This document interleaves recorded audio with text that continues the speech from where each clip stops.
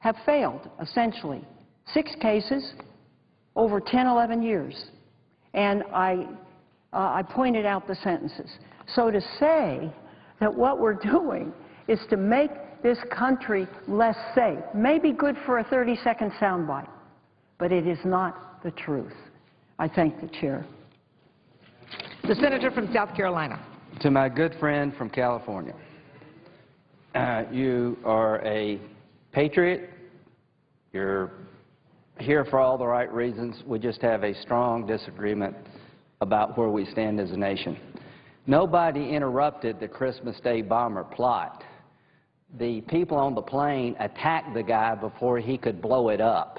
There was no FBI agent there. There was no CIA agent there. We're just lucky. Thank God the passengers did it. So there's nothing to suggest that our intelligence community doesn't need as many tools as possible because the guy got through the system, and we're just lucky as hell the bomb didn't go off.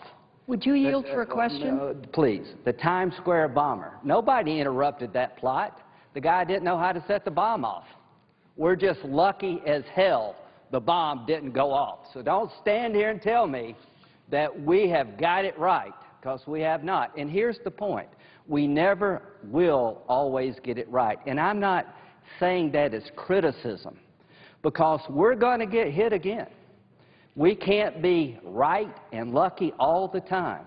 And to those who are trying to defend us, the one thing I don't want to do is micromanage the war. Now, here's the political dynamic.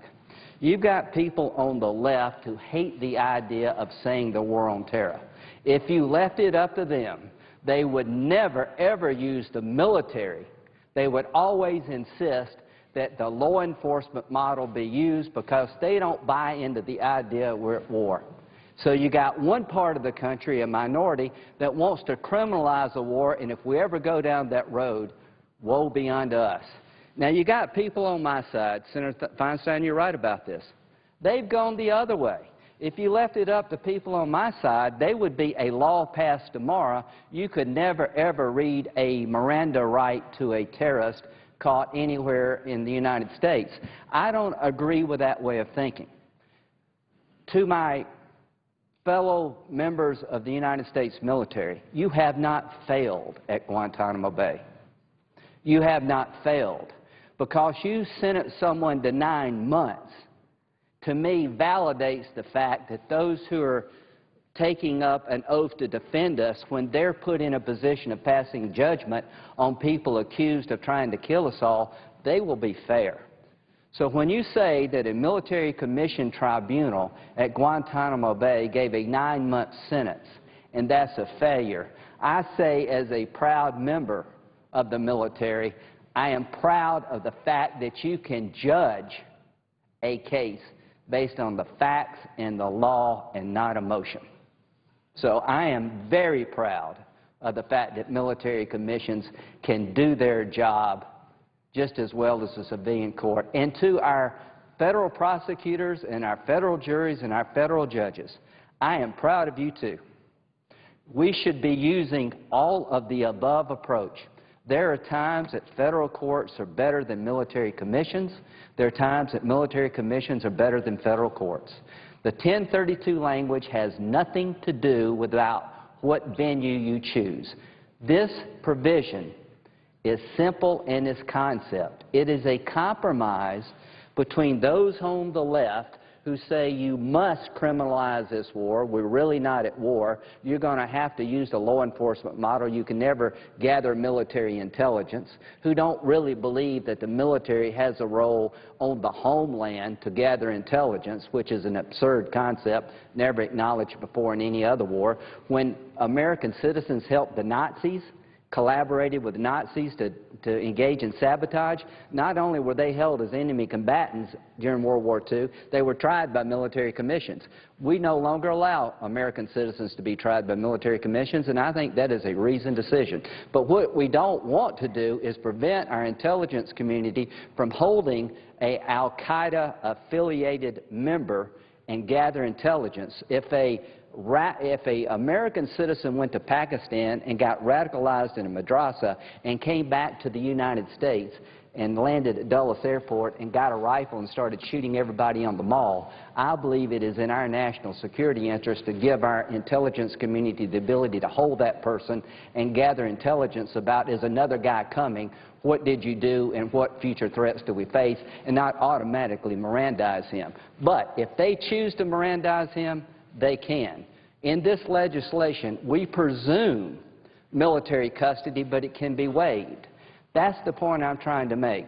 Senator Levin and McCain have struck a balance between one group who thinks the military can only be used and nobody else, and another group that says you can never use the military. We've got that balance. And if you upset this balance, you're going to make us not only less safe, the Congress is going to do things on our watch that we've never done in any other war. And a word of warning to my colleagues. If you had a bill on the floor of the United States Senate saying, we're not going to read Miranda rights to terrorists who are trying to kill us all, 70% of the American public say, heck yeah. Well, let me tell you, I don't want that bill to come up, because I do believe the people who are best able to judge what to do is not any politician. It's the experts in the field fighting this war, and we're saying you can waive the presumption of military custody, you can write the rules to waive it, but we believe you should start with that construct. And let me read to you what the General Counsel for the Department of Defense said today. Top national security lawyers in the Obama administration say U.S. citizens are legitimate military targets when they take up arms with al-Qaeda. The government lawyers, CIA counsel Stephen Preston and Pentagon counsel Jeb Johnson, did not address the al-Awlaki case. That's the guy we killed. But they said U.S. citizens don't have immunity when they're at war with the United States. The President of the United States was right to target this American citizen who went to Yemen to help al-Qaeda. I am glad we took him out. So wouldn't it be absurd that you can kill him but you can't detain him? And if he came here, you can't question him for military intelligence gathering. So this is a compromise between two forces that I think are well-intended but will take us into a bad policy position. The hard left, who wants to say the military has no role in protecting us on the homeland, and some people on my side who say that the law enforcement community can't be involved at all. So Senator Levin and Senator McCain, you have constructed a concept that provides maximum flexibility, gives guidance to our law enforcement community, starts with a presumption that I like, but can be waived and will not impede any ongoing investigation. That's the part of the bill that was changed. So to my good friend from California, we have got the balance that we've been seeking for 5 years, and to me, this is what we should be doing as a nation. Creating legislation that allows those who are fighting the war the tools they need. So in this case, you start with the presumption of military custody because that allows you to gather intelligence. Under the domestic criminal law, you cannot hold someone and ask them about future attacks because you're investigating a crime. Under military law, when somebody joins the enemy and engages in an act of war against the nation, our military and intelligence community can hold that person as long as it takes to find out what they know about future attacks. So if the guy gets off the plane and starts killing people on the mall, when we grab that person, they say, I want my lawyer. We'll say, you're not entitled to a lawyer. We're trying to gather intelligence. So at the end of the day, use military commission trials, use federal courts. At the end of the day, read Miranda rights when you think it makes sense, but you don't have to because the law allows you to hold people under military custody who represent a military threat. The law allows you to kill American citizens who've joined al-Qaeda abroad. The law allows you to hold them in military custody here at home. That's been the law for decades. So I just hope that this compromise that Carl Levin and John McCain have crafted, and to Carl Levin, I have been in your shoes. When John and I were on the floor talking about don't waterboard people, gather intelligence but don't become like the enemy, a lot of Americans believe that we should waterboard these people, whatever we need to do, because they're so vicious and hateful. John McCain knows better than anybody in this body what it's like to be tortured. I want to protect America without changing who we are. And it's always been the law that when an American citizen takes up arms and joins the enemy, that's not a criminal act, that's an act of war. They can be held and interrogated about what they did and what they know, because that keeps us safe. And if you take that off the table, with homegrown terrorism becoming the greatest threat we face, we'll have done something no other Congress has done in any other war. So, to Senator Levin and Senator McCain. Senators, the original 30 minutes has expired. To Senator McCain and Senator Levin, thank you for drafting a compromise that I think speaks to the best of this country. To my colleagues, please don't upset this delicate balance, because you're going to open up Pandora's box. Madam President. The senator from Arizona. Madam President, I'd just like to say to both senators while they're on the floor, if it had not been for their invaluable effort, this legislation would not have come about, and I thank them for their incredibly important contributions using the benefit of the experience that both members had.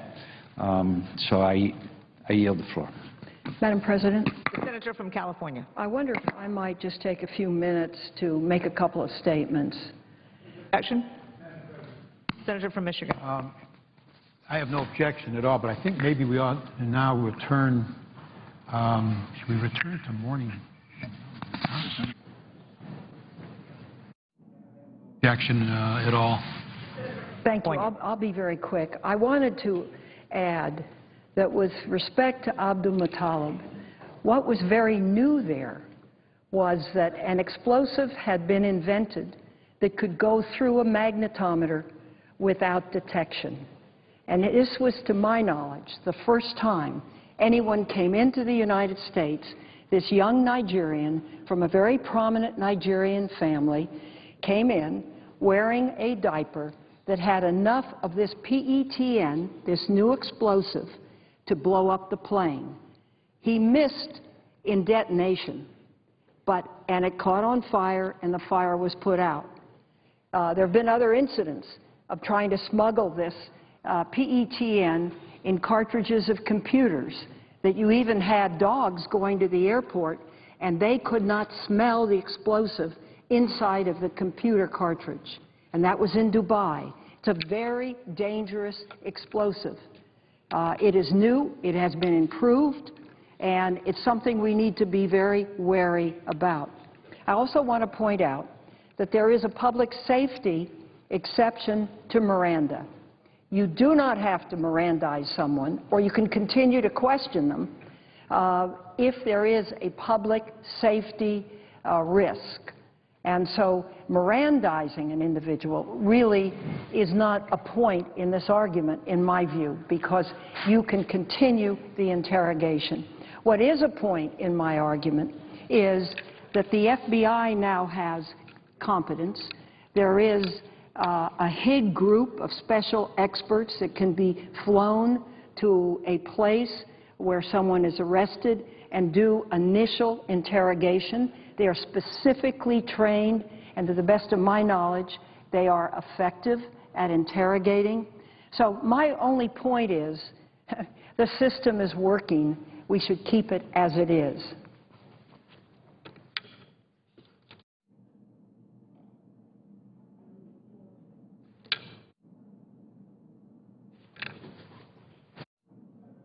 Senator from Michigan.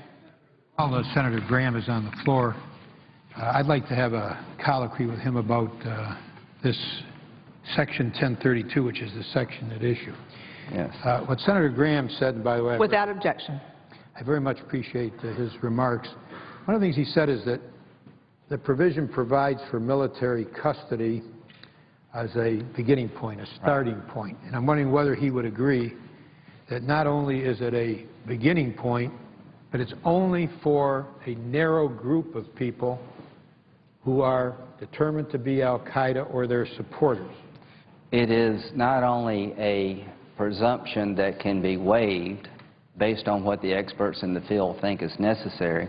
The waiver provisions are incredibly flexible. You do not have to stop an interrogation to get the waiver. The executive branch can write the procedures. Not only is it a presumption that can be waived, it also is limited to a very narrow class of people. It has nothing to do with somebody buying gold. I've been called, I don't know about you, Senator Levin, people have been calling me on the right saying, you're going to let Obama put me in jail because I think he's a socialist, or you're going to be able to come and grab me because of my political views. And I just tell my staff, be respectful and read them the language. The only people that need to worry about this provision is a very narrow group of people that are affiliated with al-Qaeda, engaged in hostile acts. And would the Senator also agree with me that under the provision on page 360, when we're told that civilian trials are preferable to military trials, are preferable to the detention as an unlawful combatant, would the Senator agree that every one of those options is open to the executive branch? There is no preference stated, one way or the other, for which approach is taken to people who are detained. Not only would I agree that 1032, 1031, the compromise language about statement of authority to detain and military detention as a presumption has absolutely nothing to do with the choice of venue. There are people on my side, would you agree, Senator Levin, that are chomping at the bit to prohibit civilian courts from being used in al-Qaeda-driven cases. Are you familiar with that?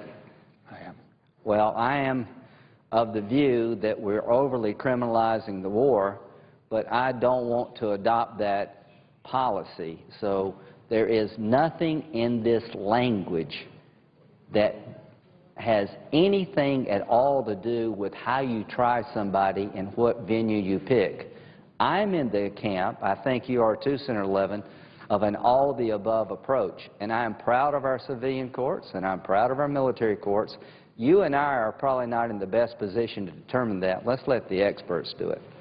Well, that's exactly the point, Madam President, and that is that this language, when it's described as language which says somehow or other it works against the use of civilian courts, these are folks who haven't read our language. The language is explicit. Page 360 of the bill, lines 3 through 14, the disposition of a person under the law of war may include the following, and then they talk about detention under the law of war, trial under Title 10, which is the military trial, transfer for trial by an alternative court or competent jurisdiction having a competent tribunal having lawful jurisdiction. That's our Article 3 courts. Transfer to the custody or control of a person's country of origin. Those are the four possibilities. There are no others. And there's no preference stated for which of those venues would be selected by the executive branch. Senator Yill, is this a fair statement that if it was your goal to prevent military commissions from ever being used, you didn't get your way in this legislation? If it was your goal to mandate that military commissions are the only venue to be used, you didn't get your way in this legislation because this legislation doesn't speak to that issue at all. That is absolutely true. Now, Senator Graham brought to the floor something that just was stated this morning by our top lawyers for the Obama administration, and I think everybody ought to listen to this. There's been so much confusion about what's in this bill and what isn't. Right now, there is authority to detain U.S. citizens as enemy combatants. That authority exists right now. That is not me saying it. That's the Supreme Court that has said it, as recently as Hamdi, when they said, and I'm quoting, there is no bar to this nation's holding one of its own citizens as an enemy combatant. There is no bar. That's the current law. That's the Supreme Court saying that. And then the Supreme Court also said in Hamdi that they see no reason for drawing a line because a citizen, no less than an alien, can be part of the supporting forces hostile to the United States or coalition partners and engaged in an armed conflict against the United States. The top lawyers for the President this morning acknowledged, and I wish every one of our colleagues could hear what Senator Graham brought to the floor. Top national security lawyers in the Obama administration say U.S. citizens are legitimate military targets when they take up arms with al-Qaeda. Now, are we then going to adopt an amendment which says to al-Qaeda, if you attack us overseas, you're subject to military detention. But if you come here and attack us, you're not subject to military detention. That's what the first Feinstein Amendment says. Senator Levin, if I may just add, not only is that the effect, that would be a change in the law, because do you agree with me that in other conflicts prior to the one we're in today, American citizens unfortunately have been involved in aiding the enemy? I'm sorry, I was distracted. Do you agree with me that in prior wars, American citizens have been involved in aiding the enemy of their time? They have. Do you agree with me that... And they've been held accountable? Yes. In the N. Ray Curran case, which Hamdi cited and affirmed, was a fact pattern that went as follows. You had German saboteurs. Some lived in America before they went back to Germany. I think one or two may have been an American citizen, that landed on our shores with a plot to blow up different parts of America. And during the course of their efforts, American citizens aided the Nazis, and the Supreme Court said that when an American citizen chose to help the Nazis here at home, on our homeland, they were considered to be an enemy belligerent regardless of their citizenship, and we could detain one of our own when they side with the enemy. There was a naturalized citizen involved in Curran who was arrested, as I understand it, on Long Island, who was charged with crimes involving aiding and supporting the enemy. Now let's talk about the world in which we live in today. And military detention. Yeah, and military detention is tried by military commission. Exactly. And we together... And by the way, I think executed. And executed. You and I, along with our colleagues, said that military commissions cannot be used to try American citizens. That is correct. And our military said they didn't want that authority. They want to deal with enemy combatants when it comes to military commission trials. But our military, CI, and FBI have all understood that their power to detain for intelligence gathering purpose is an important power. It's not an exclusive power. So let's talk about today's threat. The likelihood of homegrown terrorism is growing. Do you agree with that? Homegrown terrorist is becoming a bigger problem. It is an issue, absolutely. So in a situation where an American citizen goes to Pakistan and gets radicalized in a madrasa, gets on a plane, flies back to Dulles Airport, gets off the plane, and takes up arms against his own fellow citizens, goes to the mall and starts randomly shooting people, that the law that we're trying to preserve is current law, which would say if the experts decide it's in the nation's best interest, they can hold that American citizen like they were able to hold the American citizen helping the Nazis and gather intelligence. That's a right already given, and Senator Feinstein's amendment, even though I don't think it's well written, could possibly take that away. That's 1031. What we're saying is that we want to preserve the ability of the intelligence community to hold that person under the law of war and find out, is there anybody else coming? Are you the only one coming? What do you know? What madrasa did you go to? How did you get over? How did you get back? We want to preserve their ability to hold that person under the law of war for interrogation, but we also concede if they think it's better to give them the Miranda rights, they can.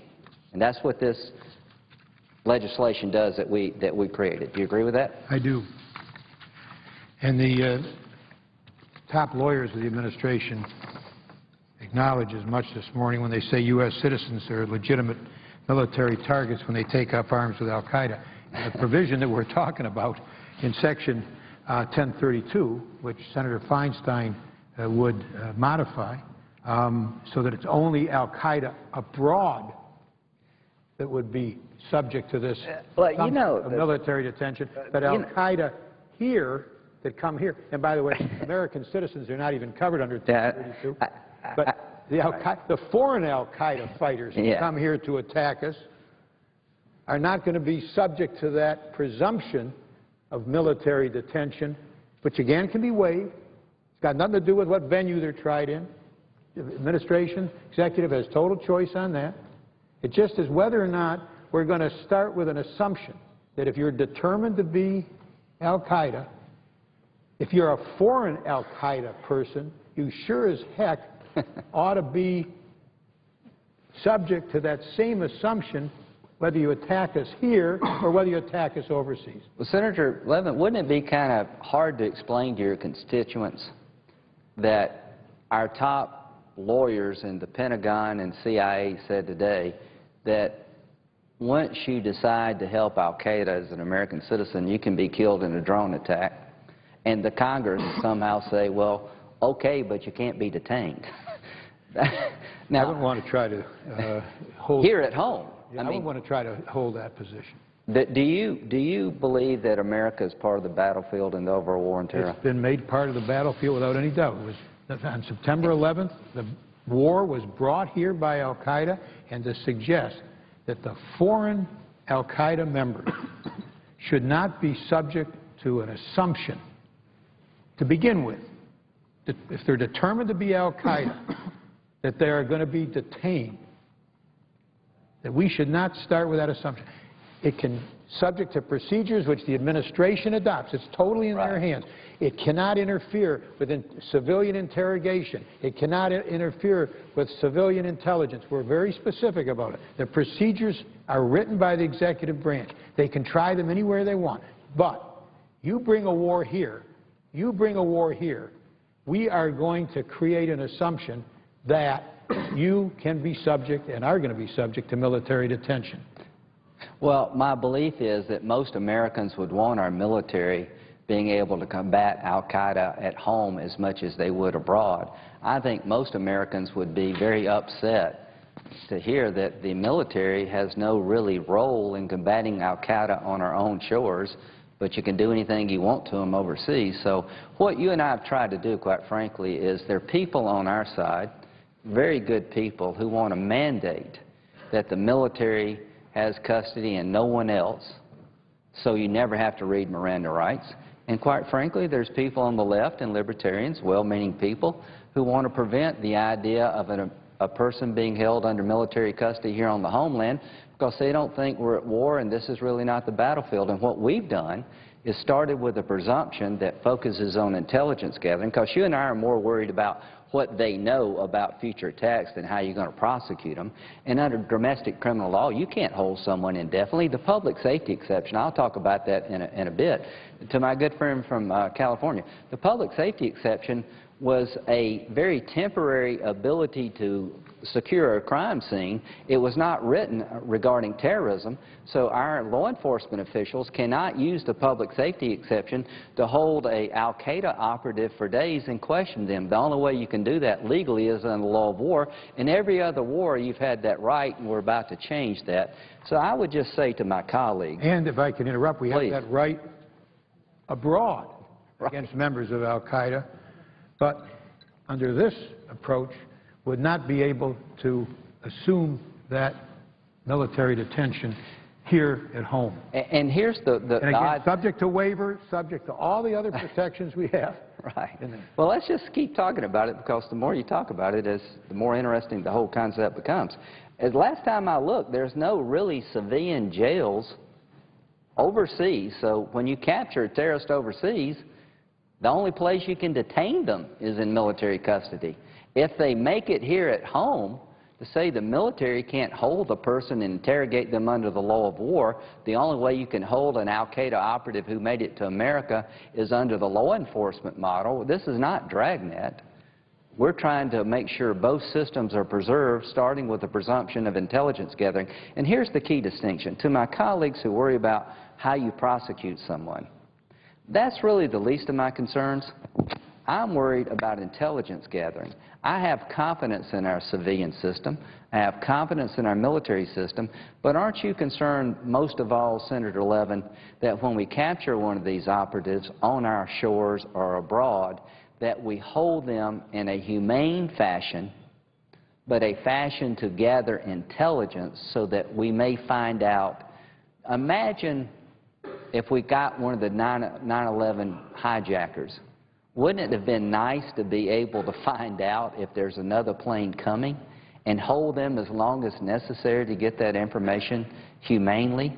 And to say that you can't do that really makes us a lot less safe. You could do that if you captured them in Afghanistan, but here you're going to be treating them differently. It ought to be probably the reverse. People who bring the war here, it seems to me at a minimum, ought to be subject to the same rules of interrogation as they would be if they were captured and part of al-Qaeda in Afghanistan. I don't understand the theory behind this. As a matter of fact, when we adopted the authorization for use of military force, when we adopted that, it would seem to me that the first people that we would want to apply the authority of that authorization would be al-Qaeda members who attacked this country. And that's the only group subject to this provision, is that correct? Only group that is protected.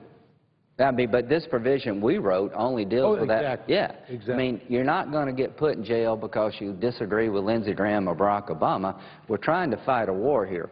So, and I would say something even more basic. It is in my political interest, quite frankly, being from South Carolina, a very conservative state, great people, to be able to go home and say, I supported legislation to make sure that these terrorists are trying to come here and kill us. They never hear the word, you have the right to remain silent, and most people would cheer.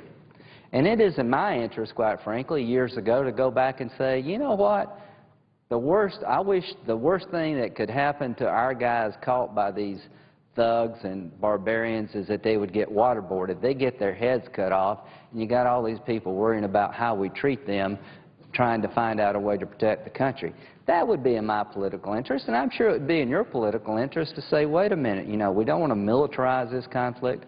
At the end of the day, the thing that I want to say about you and Senator McCain is that one's a warrior who's experienced worse than waterboarding and doesn't want that to be part of his country's way of doing business. The other is someone who is a very progressive, solid, left-of-center senator for years. I am a military lawyer who comes from a very conservative state. I want to fight this war. I don't believe we're fighting a crime, but I want to fight it in a way that doesn't come back to haunt us. I don't want to create a system on our watch that could come back and haunt our own people. I don't want to say that every enemy prisoner in this war has to go to trial, because what if one of our guys are captured in a future war? Do we want them to be considered a war criminal just because they were fighting for the United States? So what we're trying to do here is create policy that's as flexible as possible, but understands the difference between fighting a war and fighting a crime. Now, Mr. President, I understand there are other senators who may be coming over to speak, and I'll be happy to yield the floor whenever that happens, because this is the time which is not structured before the schedule a vote. Schedule a vote at 2 o'clock. But if I would continue then until another senator comes to the floor, I want to just expand on just one point which has been made here, and that has to do with whether or not there's something in this section of ours that would allow our military to patrol our streets. Now, we've heard that.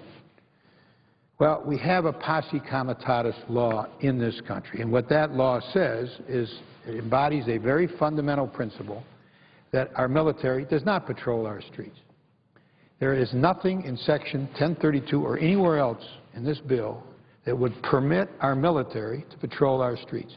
And I think Senator Graham is probably more familiar with what I'm going to say perhaps than any of our colleagues. We have a posse comitatus statute in this country. It makes it a crime for the military to execute law enforcement functions inside the United States. That is unchanged. That law is unchanged by anything in this bill. Know why that law was created? I think we had a fear a couple hundred years ago that that might happen. Well, let me tell you, as I understand it, one of the things you learn in military law school is the Posse Comitatus Act. Because if a military member or a unit is asked to assist in a law enforcement function, that's prohibited in this country. Why is that? We don't want to become a military state. We have civilian law enforcement that are answerable to an independent judiciary. The Posse Comitatus Act came about after Reconstruction because during the Reconstruction era, the Union Army occupied the South. They were the judge, jury, the law enforcement. They did it all because there was no civilian law enforcement. After the South was reconstructed, a lot of people felt that that is not a good model to use in the future, that we don't want to give the military law enforcement power. They're here to protect us against threats, foreign and domestic. Law enforcement activity is completely different. Now, we have National Guard members on the border. That's not a law enforcement function. That's a national security function. But I've been receiving calls that says that our legislation overturns the Posse Comitatus Act. Here's why that is completely wrong. Surveilling an al-Qaeda member, capturing and interrogating an al-Qaeda member is not a law enforcement function. It is a military function. For the Posse Comitatus Act to apply, you would have to assume that a member of al-Qaeda is a common criminal and our military has no legal authority here at home to engage the enemy if they get here. You talk about perverse.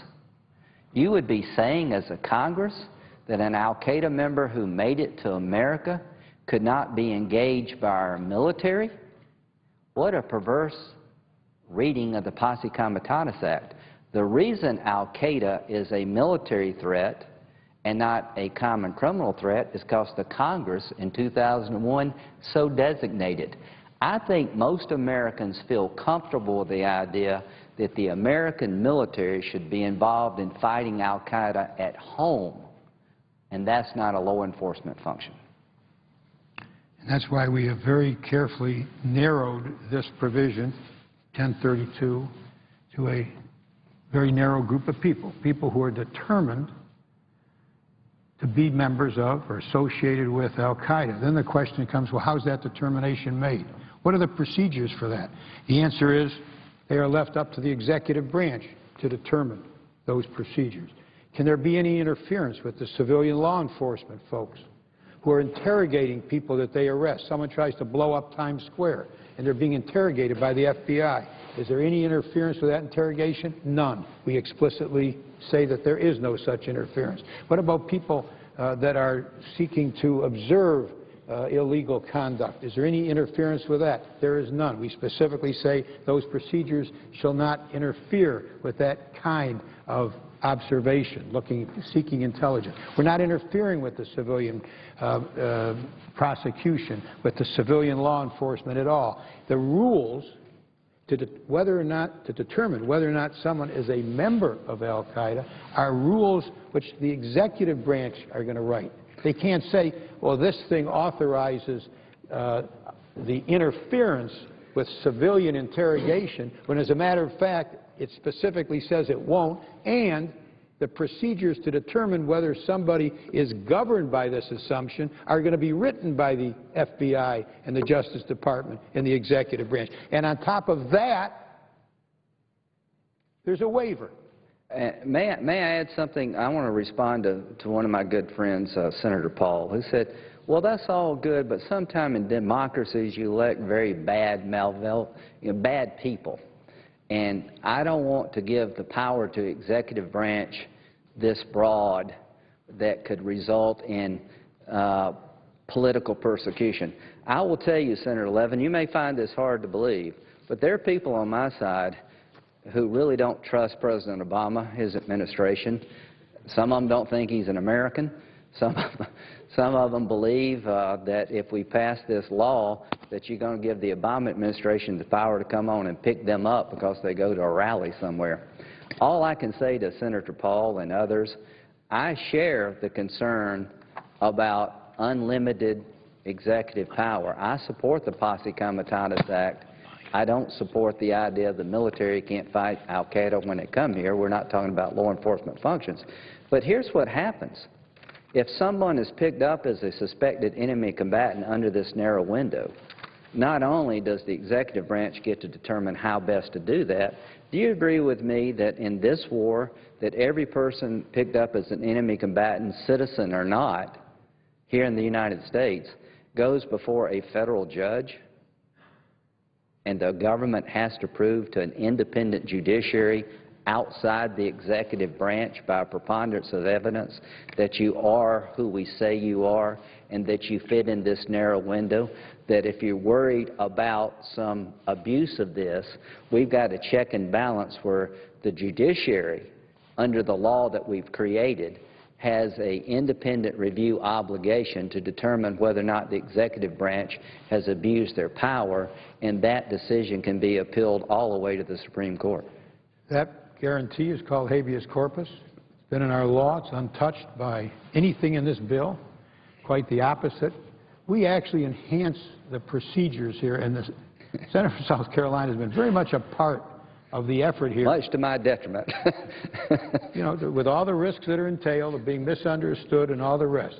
That is something that the Senator from South Carolina has engaged in, to try to see if we can put down what the detention rules are, by the way, because as the administration itself said in its statement of administration policy, that the authorities codified in this section, authorities codified in Section 1031 they're referring to, those authorities already exist. And Senator Levin, so in this case of where somebody's worried about being picked up by a rogue executive branch because they went to the wrong political rally, they don't have to worry very long, because our federal courts have the right and the obligation to make sure the government proves their case that you're a member of al-Qaeda and didn't go to a political rally. That's never happened in any other war. That's a check and balance here in this war, and let me tell you why it's necessary. This is a war without end. There'll never be a surrender ceremony signing on the USS Missouri. So what we've done, knowing that an enemy combatant determination could be a de facto life sentence, is we required the courts to look over the military's shoulder to create checks and balances, and quite frankly, I think that is a good accommodation. And not only is what the Senator said accurate, but we've done something else in this bill. There is an executive order that was issued some years ago that said there should be a periodic review process for folks who are being detained under the law of war, just because it's so unclear as to when this war ends. There's real concern about that. What do we do about that? And so in this bill, what we require the executive branch to do is to, and I'm now quoting from Section 1035, is to adopt procedures for implementing a periodic review process. Those procedures don't exist now. They're not formalized. And so we want to formalize them for the very reason that the Senator from South Carolina just addressed, because we want to make sure that, since we don't know when this particular war is going to end, it's kind of hard to define it, and everyone's concerned about that, you've got to have review procedures. The greatest review procedure of all is habeas corpus. But there are also requirements in executive order for a periodic review process of whether or not somebody is still a threat or not a threat, for instance. The war may still be going on, but the person may no longer be a threat. Should there be an opportunity for the person to say that? Well, there should be. There surely should be. Regular review process. Senator from South Carolina has been very much involved in this kind of due process, but what we put into our bill, which is now there, which would have been eliminated, by the way, if the Udall Amendment had been adopted yesterday, is a requirement that this executive order's procedures be adopted, because so far we haven't seen that. I want to do that. I want to be able to say, not to my political advantage, but I want to be able to tell people post-Abu Ghraib, post-early Guantanamo Bay, we've cleaned up our act. We're trying to get the balance we didn't have originally. I want to be able to tell people we no longer torture in America. That's why you and I wrote the Detainee Treatment Act with Senator McCain, the War Powers Act, that clearly bans waterboarding. I want to be able to tell anybody who's interested that no person in an American prison, civilian or military, held as a suspected member of al-Qaeda will be held without independent judicial review. We're not allowing the executive branch to make that decision unchecked. For the first time in the history of American warfare, every enemy combatant held by the executive branch will have their day in federal court, and the government has to prove by a preponderance of the evidence you are in fact part of the enemy force. And we did not stop there, because this could be a war without end. We require an annual review process where each year the individual's case is evaluated as whether or not they still maintain a threat, they have intelligence that could be gathered by longer confinement. So what I would say to our colleagues, that we have tried to strike that balance. There are a lot of people who don't like the idea you give these terrorists federal hearings and lawyers and all that other stuff. There are a lot of people who don't like the fact that we do have now humane interrogation techniques. But I like that, because I want to win this war on our terms, not theirs. So I couldn't be more proud of this bill. And to my colleagues on the right who want to mandate military custody all the time and you never can read Miranda rights, I'm sorry, I can't go there. To our friends on the left who want to say the military has no role in this war at home, sorry, I can't go there. Military commissions make sense sometimes. Sometimes federal courts make sense. And Senator Levin, I would just end with this note, that this compromise that we have come up with, I think will stand the test of time.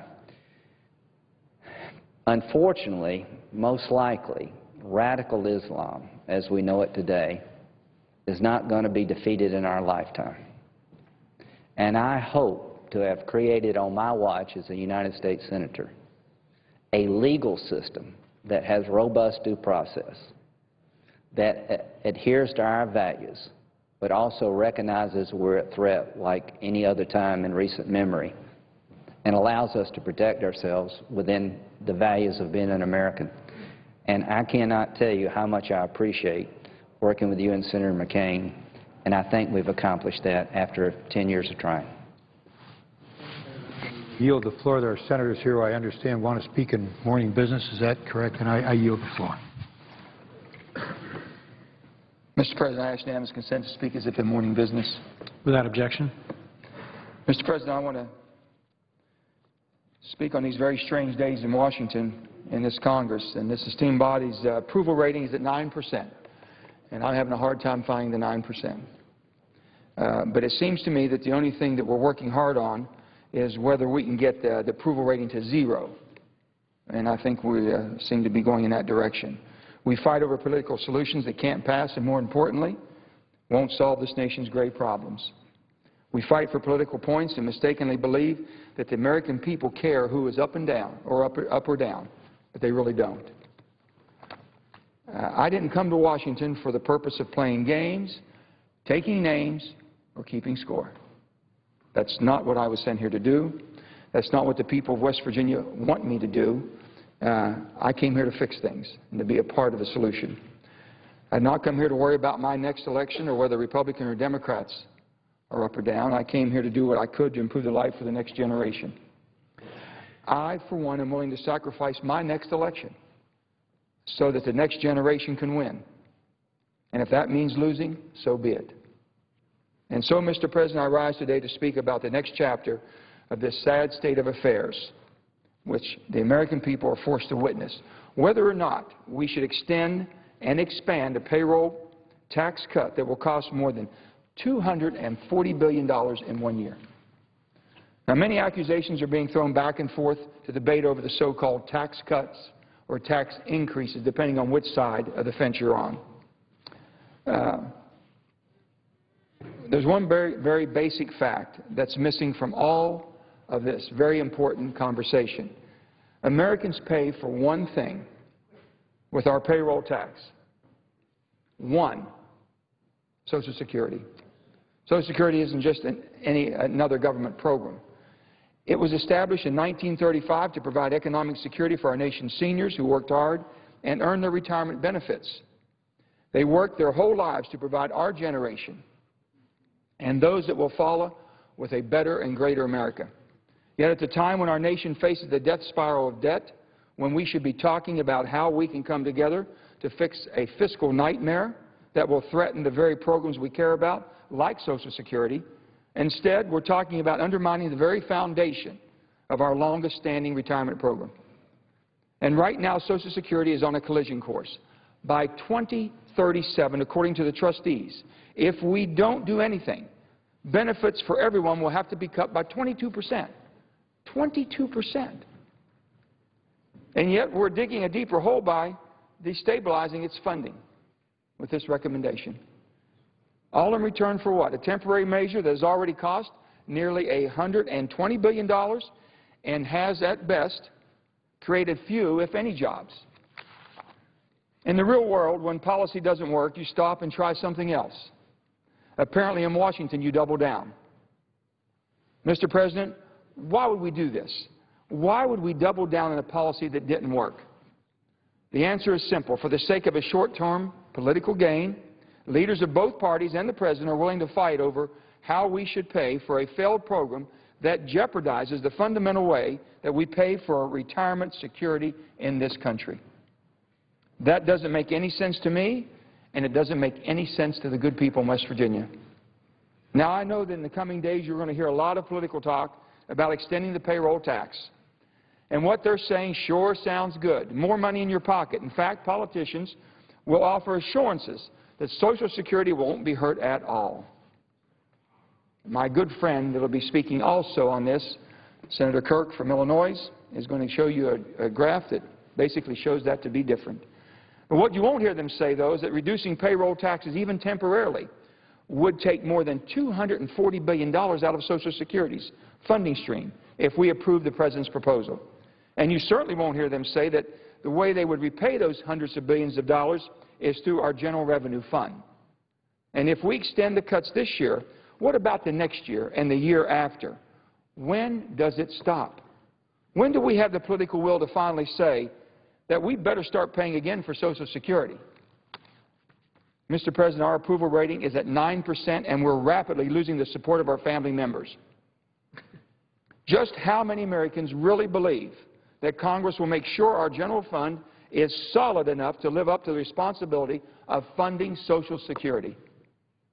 If the payroll tax cut is extended as it stands this year, the average family in West Virginia will pay $14 less per week. For a lot of people, that's a lot of money. But the few West Virginians who even realize that they're getting help say that they would gladly give that up in return for reliable Social Security safety net, or for real tax reform that cuts rates across the board and that ensures that every American, especially the wealthy, will start paying their fair share. They would gladly do that. Let me be clear. As a country, we can't expect that Social Security will remain secure if we keep telling Americans that we don't have to pay for it. And that is exactly the conclusion the people will reach if we keep reducing their contributions. Social Security is one of our highest priorities as a country. And we shouldn't let the federal government undermine Social Security by convincing Americans that they don't really have to pay for it. Then again, there are some in Washington who want you to believe that the very act of reducing your contributions to Social Security will spur job creation. Unfortunately, the reality is very different. We tried the payroll cut tax last year, and I supported it. But I will not double down on a failed policy, especially one that jeopardizes the future of Social Security. Truth be told, over the last year, I traveled more than 18,000 miles in my state. I have yet to find very many different West Virginians who even know they're even getting a discount, let alone business owners who say they will hire anybody if you give them a discount for 1 year. What business owners do tell me is what they want more than anything is some certainty and some confidence in this economy, that we will do the right thing and stabilize this economy. Instead, the President and leadership from both parties are trying to give them more of the same failed policies, taking steps that will further undermine our finances, worsen our debt crisis, and jeopardize hundreds of billions from Social Security's regular funding stream, all without the reality that it will create any jobs. And with this great nation now more than $15 trillion in debt, be $17 trillion next year, and going to $21 trillion by 2021. The enormity of this problem is just servicing the debt by 2021 will be greater than what we spend on our Department of Defense to secure this great nation. We can't afford to continue to double down on failed policies. As for taxes, don't get me wrong. I don't want to see Americans paying higher taxes. No way. I simply want a common-sense tax system that ensures that everyone pays their fair share, especially the wealthy, who have benefited the most from these failed tax systems that we have right now. Real tax reform that will lower tax rates for everyone as we close the loopholes, credits and offsets, and allow some corporations and some Americans to avoid paying their fair share. It's time to stop all of that. Now, some will say that it's impossible, that it can't be done.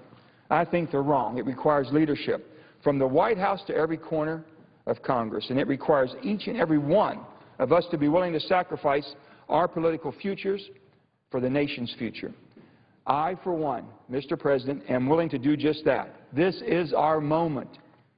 At this critical moment in our history, we must get our financial house in order, and letting Americans believe that we don't have to pay for Social Security is wrong. It is dead wrong.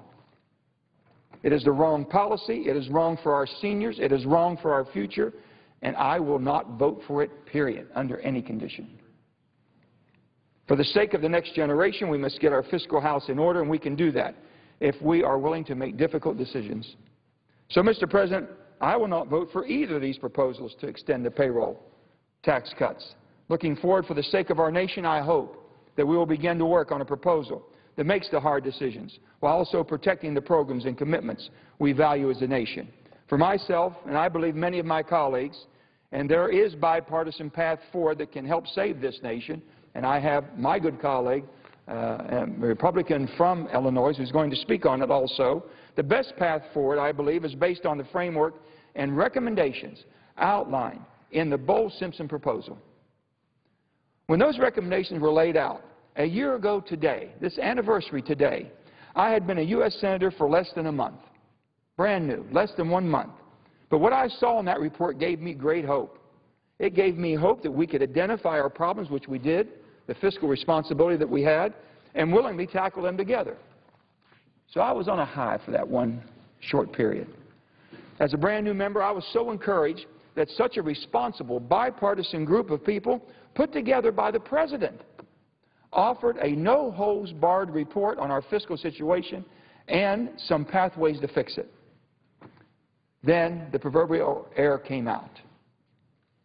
Not only did the President and his administration walk away from these bipartisan proposals, but leadership in both chambers of Congress failed to pick up this report and run with it.